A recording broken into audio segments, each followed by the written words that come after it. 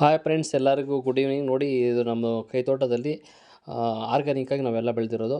ಇಲ್ಲಿ ಬಂದು ನೋಡಿ, ಇದು ಪಪಾಯ ಆರ್ಗ್ಯಾನಿಕ್ಕಾಗಿ ಬೆಳೆದ್ರೆ ನಾವು ಇದಕ್ಕೆ ಯಾವುದೇ ಕೆಮಿಕಲ್ಲು, ಯಾವುದೇ ಗೊಬ್ಬರ ಹಾಕಿಲ್ಲ. ನಾವು ಹಾಕಿರೋದು ಬಂದ್ಬಿಟ್ಟು ಹಸು ಗೊಬ್ಬರ ಮತ್ತು ಮೇಕೆ ಮತ್ತು ಕುರಿ ಗೊಬ್ಬರ ಹಾಕಿರೋದು ಅಷ್ಟೇ, ಮತ್ತು ಕೋಳಿ ಗೊಬ್ಬರ ಹಾಕಿದ್ದೀವಿ. ಇದು ಬಂದು ನೋಡಿ ಸೋರೆಕಾಯಿ, 3-4 ಬಿಟ್ಟಿದೆ ಸೋರೆಕಾಯಿ ಸೀಸನ್ ಇಲ್ಲ, ಬಟ್ ನಾವು ಊದಿದ್ದೀರಿ ಬಂದಿದೆ. ಇದಕ್ಕೆ ಯಾವುದೇ ನಾವು ಸ್ಪ್ರೇ ಕೆಮಿಕಲ್ ಯಾವುದು ಹೊಡೆಯಲ್ಲ, ಮನೆಗಾಗಿ ಬೆಳಿತಿದ್ದೀರಿ. ಒಂದು ಸ್ವಲ್ಪ ಜಾಗದಲ್ಲಿ ಇದೆ, ಸ್ವಲ್ಪ ಜಾಗದಲ್ಲಿ ತುಂಬ ಬೆಳೆದಿದೆ ನೋಡಿ. ಇದು ಒಂದು ಸ್ವಲ್ಪ ಟೊಮಾಟೊ ಸಿಕ್ಕಿದೆ ಇವತ್ತು. ಟೊಮಾಟೊ, ಮೆಣಸಿನಕಾಯಿ, ಕರಿಬೇವು ಸೊಪ್ಪು, ಅದೇ ರೀತಿ ಸೌತೆಕಾಯಿ ಎಲ್ಲ ಸಿಕ್ಕಿದೆ. ಬೆಳೆದಿದ್ದೀವಿ, ನೋಡ್ಬೋದು. ವೀಡಿಯೋದಲ್ಲಿ ತೋರಿಸ್ತೀನಿ. ಇದು ಒಣಗಿಸ್ಬಿಟ್ಟು ನಾವೆಲ್ಲ ಆಲ್ರೆಡಿ 2-3 kg ಮೆಣಸಿನಕಾಯಿ ಸಹ ಮಾಡ್ಕೊಂಡಿದ್ದೀವಿ.